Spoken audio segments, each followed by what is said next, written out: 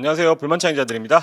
자, 여섯 번째 시간입니다. FC 서울 음, 스쿼드 분석 시간입니다. 뭐 지난 시즌에 사실 강력한 우승 후보 중에 하나로 평가를 받았지만 전체적으로 좀 아쉬운 시즌이었어요. 예, 뭐 아시아 챔피언스리그 진출에도 실패를 했고 올해 뭐 사실 뭐 감독 거취도 있었고 여러 가지 이야기들이 많았지만 일단은 김기동 감독 체제 마지막 해가 계약 마지막 해 왔습니다. 그러면서 이번에야말로 음. 우승에 도전해 보자는 마음으로 겨울을 알차게 보냈는데 전체적인 영입 선수들을 보면은 굉장히 눈에 띄는 선수들이 많습니다. 한번 소개를 먼저 좀 해주시죠. 그럴까요? 일단 네. 들어온 선수 보겠습니다. 구성윤 선수, 후이즈, 바베츠, 송민규, 로스 선수가 영입이 됐고요. 함선우 선수, 안재민 선수가 임대 복귀했습니다. 손정범, 고필관 선수 신인 중에는 이름을 올렸고요. 나간 선수 린가드, 둑스, 최철원 선수 계약 만료로 떠났고요.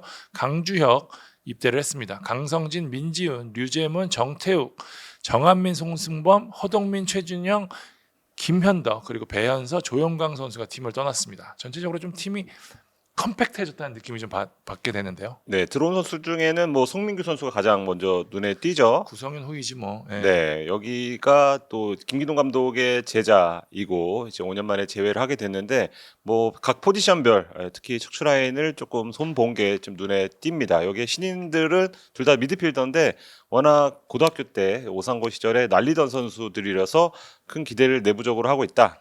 이렇게 볼 수 있고요. 나간 선수는 아무래도 링가드 선수, 그렇죠. 네, 눈물에 작별을 했고 2년 전과 복붙이 된 것 같아요. 다시 어디 중동 어디 훈련센터에서 혼자 훈련을 하면서 소속팀을 찾고 있는 모습. 그러면서 문득 자기 전에 드는 생각이 이렇게 되면 다시 한번 또 올 수 있는 거 아닌가? 서울이 아니더라도 네, 다시 K리그로 올 수 있는 거 아닌가라는 생각이 들 정도로 다시 똑같은 상황에 좀 놓인 것 같고 전체적으로 젊은 선수들을 뭐 임대 혹은 이적으로 떠나보낸 게 특징입니다. 여기에 뭐 계약 만료로 떠난 선수 류재문 선수, 뭐 정태욱 선수 이런 선수들이 있는데 나간 선수 중에는 뭐 링가드를 제외하고는 그러네요. 그렇다게 특별히 팀에 뭐 주전급 선수는 없네요. 그렇죠. 주전급 선수가 없다는 점을 이제 포인트로 잡고 포지션별로 살펴보면 좋을 것 같습니다. 자, 골키퍼부터 하겠습니다. 구성윤 선수 영입됐고요. 최철원 선수가 나가면서 구성윤, 강현모, 임준섭, 윤기욱 선수 체제로 시즌을 치릅니다. 네, 1, 2번은 확실합니다. 누가 1번이냐? 뭐 이 이름값만 봤을 때는 강현무 아니야라고도 많이 하실 수 있지만 아마 올해는 높은 확률로 구성윤 선수로 1번을 갈 전망입니다. 그러려고 또 영입을 하기도 했고 지난 시즌 퍼포먼스만 봐도 구성윤 선수는 K리그 2에서 10경기 이상 뛴 골키퍼 중에 선방률이 가장 높았습니다. 80%고 창 기자가 이랜드 담당해서 잘 알겠지만 많은 슛을 좀 막아내면서 또 0점대 방어율 달라요. 클래스가 다릅니다. 네, 아주 좋은 모습. 일단 사이즈가 크기 때문에 일단 골문이 꽉 차는 느낌이고요. 강현무 그에 비하면 신체 조건은 작지만 운동신경, 선방 능력으로 지금까지 커리어를 쌓았던 선수인데 지난 시즌에 K리그 1에서 선방률이 거의 18번째. 그러니까 주전급 중에는 가장 낮았다. 이렇게 볼 수 있거든요. 그런 만큼 서울이 가장 큰 문제가 골문 불안 중에 하나였기 때문에 골키퍼 코치까지도 지금 교체를 한 상황입니다. 골키퍼도 교체하고 골키퍼 코치까지 교체해서 뭔가 여기에 힘을 주는 그런 모습. 또 김기동 감독은 포항 시절에도 구성영 선수를 영입하려고 했다. 이런 얘기도 했었죠. 올해 다시 한번 모처럼 다시 재회를 서울에서 하게 됐습니다. 사실 힘을 상당히 좀 줬다라는 평가를 받는 게 강현모 선수 연봉이 상당히 높은 편이거든요. 그렇죠. 네. 저런 연봉 수준을 2번으로 둔다는 것 자체가 팀 뭐 전체적으로 부담이 될 수도 있는 선택인데 어쨌든 그를 감안하면서까지 구성현을 데려왔다라고 하는 거는 골문 강화에 대한 골문 불안에 대한 이 불안을 어떻게든 해소하겠다라는 서울의 강력한 의지를 보여준 게 아닌가 싶습니다. 네. 자, 센터백 보겠습니다. 로스 선수와 함선우 선수 들어왔고요. 정태욱, 최준영, 김현덕이 나갔습니다. 야잔 선수도 네. 이한도, 박성훈, 로스, 이상민, 함선우, 김지원 체제로 시즌을 치릅니다. 맞습니다. 야자는 계약이 만료가 됐기 때문에 네. 일단 아웃으로 추가해 드리면 좋을 것 같고 일단 로스 선수 이제 바르셀로나 유스 출신이고 뭐 바르셀로나 1군에서는 비록 뛰지 못했지만 돌아서 아시아에 진출했고 서울에 이제 오게 됐습니다. 프로필상으로는 양발잡이로 나오는데 본인이 뭐 왼발도 괜찮다. 그래서 아마 왼쪽 로스, 오른쪽 박성훈 선수가 지금 전반기에는 선발로 나설 가능성이 좀 높아 보이는데 변수가 있다면 야잔 선수겠죠. 아직 뭐 일부 기사에서는 야잔 이 뭐 대체자다 로스가 야장과 작별했다는 식의 이제 기사가 나오고 있지만 이제 확정은 아닙니다. 네, 일단 야장과 꾸준히 대화를 하고 있고 뭐 여러 가지 얘기가 돌더라고요. 야잔이 처음 스탠스는 서울이 매달리는 스탠스였다가 지금은 야잔이 뭔가가 좀 질척거리는 스탠스다. 뭐 이런 얘기도 도는데 뭐 정확한 건 둘 간의 어떤 사이에서만 알 수 있지만 중요한 건 연봉 문제만은 아니다라고 저는 알고 있습니다. 그러니까 혹자는 야잔이 최고 연봉을 요구를 해서 서울이 난색을 표한다라고도 좀 말하고 있는데 그건 아니고요. 연봉은 어느 정도 이견은 크지 않은데 일단 선수의 마음이죠. 예, 선수가 여기 재고 저기 재고 하다 보니까 지금 2월 2일 현재까지도 아직 거치가 결정나지 않는 그런 상황입니다. 야잔 얘기를 한 게 야잔에 들어오면 좀 달라지죠. 와, 그렇죠. 네. 무게감이 확 달라지죠. 그렇죠. 지난 시즌 베스트 11을 선발에서 뺄 수도 없고 일단 야잔을 한 자리에 고정으로 박아두고 그 파트너를 박성훈으로 할지 아니면 로스로 할지로 아마 결정해야 되는 거기 때문에 뭐 아마 김기동 감독도 조금 많이 늦었다고 생각할 것 같아요. 야잔의 거치가 결정이 나야지 뭔가 베스트 11을 정해서 하는데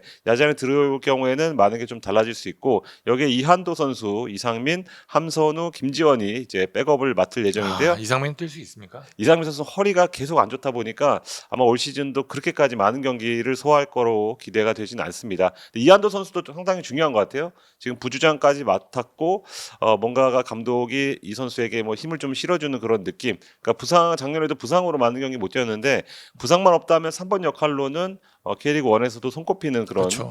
자원. 여기에 박성훈 선수도 재계약을 해서 수비는 야잔에 따라 달라지겠지만 일단은 급한 불은 껐다. 이렇게 정리할 수 있겠습니다. 로스 선수가 어느 정도이냐가 상당히 좀 중요하겠네요. 네. 훈련하면 답이 나오잖아요. 사실. 답이 나오죠. 네. 네. 좋다 그러면 야잔에 대한 마음을 이렇게 좀 접을 수도 있는 거고.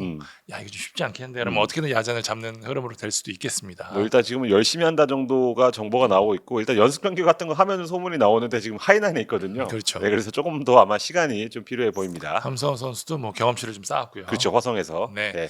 풀백 보도록 하겠습니다. 안재민 선수가 들어왔고요. 배현서, 조영광 선수가 빠져나가면서 김진수, 최준, 박수일, 안재민 선수 체제로 시즌을 치릅니다. 네, 김진수 선수는 주장도 맡았고 지금 왼쪽 풀백 자리 보시면 알겠지만 아마 거의 정경기를 뛰어야 될 가능성도 있습니다. 물론 최준, 박수일 선수가 왼쪽이 가능한 선수들이긴 합니다. 근데 김진수 선수가 이제 붙박이 주전으로 다시 한번 왼쪽을 맡을 예정이고 오른쪽을 이제 최준과 박수일이 아마 출전 시간을 좀 배분을 해서 나눠서 뛰지 않을까.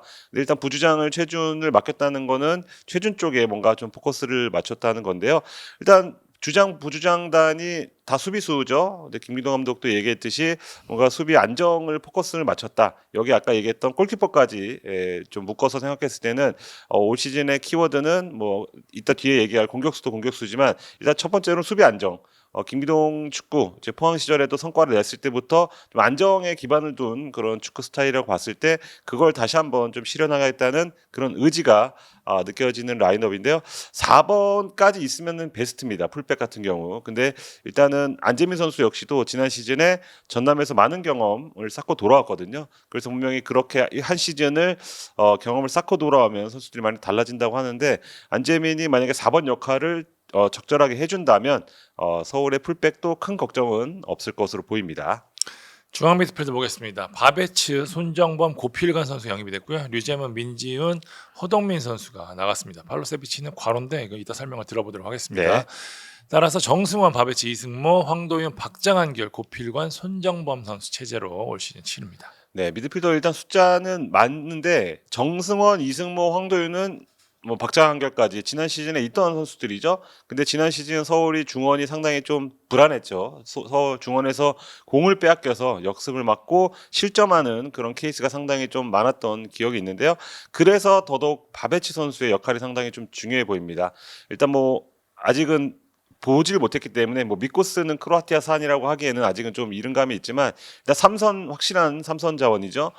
등번호도 기성용이 달았던 6번을 줬고 그 위치에서 뭐 브로조비치처럼 그렇게 수비도 보호하면서 압박도 하면서 패스를 전방위적으로 뿌려줄 수 있는 선수 그런 유형이라고 하는데 이 선수가 얼마나 안정감을 주느냐에 따라서 수비도 안정될 뿐만 아니고 좀 뭔가 공격으로 전개되는 속도나 다양성 같은 게 조금 배가 될 것으로 보입니다. 이렇게 바베치에 강조를 하냐면 만약에 정승원, 이승모가 나선다? 그럼 작년과 많이 달라지지 않을 것으로 좀 예상이 됩니다. 만약에 황도윤 후반기에 황도윤과 또 혹은 다른 파트너를 했을 때도 마찬가지로 좀 불안한 면이 있었거든요.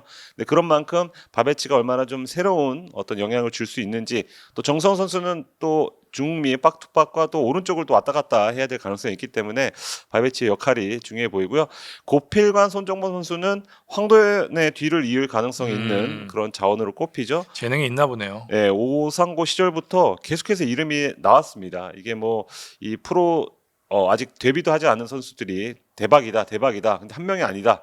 근데 한 명은 또 손승범 동생이래. 뭐 이런 얘기 있잖아요. 그런 게 나올 정도로 상당한 재능러라고 좀 들었기 때문에 황도윤을 적극적으로 기용한 김기동 감독이 두 선수도 얼마나 기회를 줄지, 두 선수가 아주 잘해준다면 또 이 뉴스가 계속해서 요새 많이 나오고 있는데 또 한 번의 대박을 좀 기대해도 좋을 것 같고요.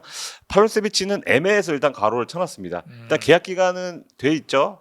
임대를 중국에서 임대를 다녀와서 지금은 이제 뭐 서울 소속이라고 할 수 있지만 현지 보도도 나왔듯이 지금 팀을 찾고 있어요. 그래서 이제 시즌 플랜에도 지금 배제가 돼 있는 상태이기 때문에 아마 올 시즌에 보는 건 당연히 좀 어려워 보이고, 근데 다만 아직 오피셜이 제가 알기로는 뜨지 않았기 때문에 일단 괄호를 쳐놨습니다.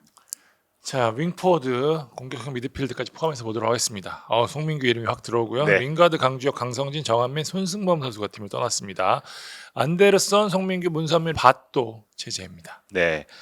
일단 송민규 선수가 뭐 김동 감독과 뭐 약속을 했다 그러죠. 뭐 이 유럽 자기가 진출이 1번이지만 되지 않을 경우에 서울로 가겠다. 뭐 이렇게 약속을 했다는데, 어쨌든 그 약속을 지키면서 서울로 간 김기동 감독, 서울로 간 송민규가 다시 만나게 됐습니다. 뭐 전주련지에서 봤을 때 상당히 좀 많이 늘었다. 뭐 이런 평가를 인터뷰 기사도 봤는데 얼마나 팀에 힘이 될지. 또 특징이 이 선수가 서울에 유독 강했어요.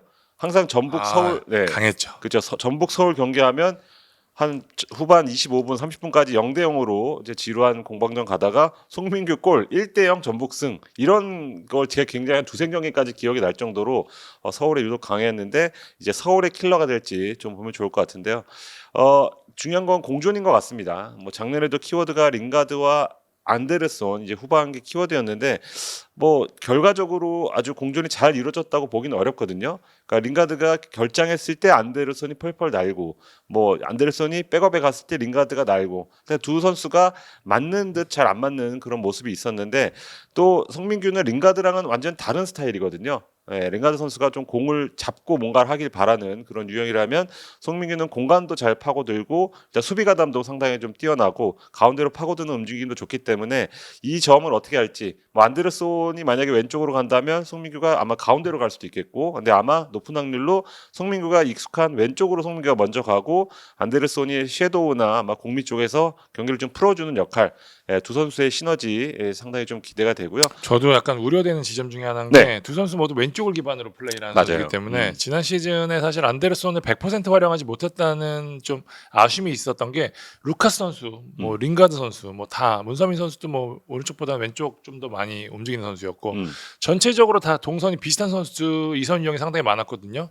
여기 송민규, 링가드 선수가 떠났지만 뭐 어쨌든 송민규 선수 역시 왼쪽에서 주로 뛰었던 선수이기 때문에 이 동선 정리를 과연 어떻게 해줄 것이냐. 상대적으로 오른쪽이 조금 아쉬운 부분은 지난 시즌 뭐 정승원 선수가 많이 올라서 뛰긴 했지만 이 부분에 대한 문제가 아직까지 해결이 되지 않았다라는 부분이 저는 조금 눈에 띄더라고요. 네, 그래서 왼쪽이 좀 더 중요해 보입니다. 오른쪽은 뭐 정승원, 문선민 아니면 조영욱 선수가 좀 유력하거든요. 그래서 큰 변화가 없다면 왼쪽은 어떻게 달라질지, 송민규 선수의 역할, 또 송민규 선수가 가운데로 좁혔을 때 오버래핑 좋은 김진수 선수가 올라가거든요. 근데 두 선수는 전북에서 또 호흡을 그렇죠. 맞춘 네. 적도 있어서 서로에 대해서 이제 니즈를 잘 알고 있기 때문에 그런 쪽 시너지도 좀 기대해 볼 만할 것 같습니다.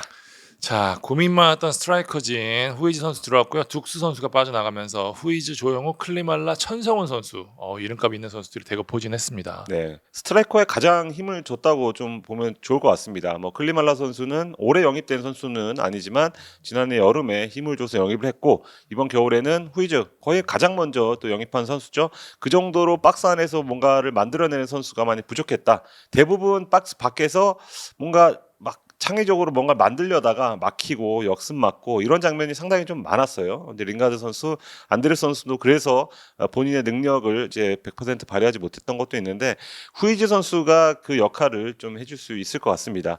일단 뭐 일류첸코나 뭐 기존의 덩치 큰 이제 피지컬이 좋은 스트라이커랑 유형은 뭐 살짝 다르지만 일단 수비를 끌고 다닐 수 있고 좋죠. 일단 네 사이 공간으로 빠져나갈 수 있고 네 그렇습니다. 수준급의 득점력을 갖췄다는 점에서 봤을 때는 후이지 선수가 얼마나 해주냐에 따라서 서울의 성적이 요동칠 수도 있겠다. 그 정도로 중요한 선수로 좀 보여지고요. 뭐 조용 선수도 일단 재계약을 맺으면서 팀에 남았는데 뭐 스트라이커와 오른쪽을 번갈아가면서 팀의 어떤 윤활유 역할을 할 것으로 보입니다. 후이지 못지않게 클리말라도 중요하죠. 이제 부상 다 나았나요? 예, 거의 나와서 지금 연습 경기까지 좀 소화하고 있는데 이 선수가 제가 작년 여름부터 이제 계속 강조했던 건 한방 능력입니다. 예, 과거에 뭐 서울에서 뛰었던 황의조 선수처럼 박스 밖에서도 낮게 깔아차는 슈팅이 상당히 좀 좋은 선수로 알고 있거든요. 근데 그런 점이 이제 부상으로 해서 나오지 않았어요. 근데 그게 뭐냐면 상대 입장에서는 뭔가 이제 제대로 수비를 한번 해볼까? 요거 공격만 막으면 우리가 다음 공격에 우리가 뭔가 해볼까 하는 순간에 뜬금없이 나오는 득점을 상당히 좀 잘하는 선수. 그게 이제 ACL에서 전북도 그 클린말라의 그런 슈팅에 당했던 기억이 있는데 그런 게 나온다면 서울이 확실히 승점을 벌기가 좀 수월해질 수 있지 않을까 이렇게 기대를 할 수 있겠습니다. 전상호 선수도 뭐 백업으로는 아주 좋은 선수이기 때문에 스타일이 다르니까 좋죠. 네, 어쨌든 지난 시즌 가장 아쉬웠던 부분이었던 게 스트라이커였는데 후이즈는 어쨌든 K리그에서 검증을 마쳤고 물론 K리그 1에서 뛴 적이 없지만 K리그 2의 특급 선수는 K리그 1에서 통한다는 뭐 명제는 늘 입증이 되어 왔던 명제잖아요. 그렇기 때문에 기대치가 큰데 저는 전체적으로 지금 서울의 이선 자원들을 봤었을 때는 상당히 궁합이 잘 맞을 것 같은 생각이 좀 듭니다. 일단은 물론 김기동 감독은 조금 더 박스 안에 머무르는 유형을 좋아하긴 하지만 후이지 선수는 아주 다재다능함을 갖고 있거든요. 압박까지 되는 선수라서 네. 올 시즌 굉장히 기대해 볼 만합니다. 네, 예전에 성남에서 서울로 와서 대박을 친 또 몰리나 선수와도 그러네요. 네, 그리고 바베츠는 스타일상 또 오스마르와 또 비교되고 서울도 그걸 보도 자료로 좀 밀고 가던데요. 후이지가 몰리나처럼만 해준다면 금상첨화일 것 같습니다. 자, 예상 베스트를 보도록 하겠습니다. 최전방에 후이지와 안데르손, 아마 안데르손이 아래로 쳐지겠죠. 네. 송민규, 조영욱이 좌우에 쓰고요. 바베치, 정승원이 미드필드를 지킵니다. 김진수, 로스, 박성훈, 최준 선수가 포백을 이루고 구성윤 선수가 골문을 지키게 되는데요. 전체적으로 지난 시즌과 비교해서 역시 척추 라인에 좀 변화가 눈에 띄고요.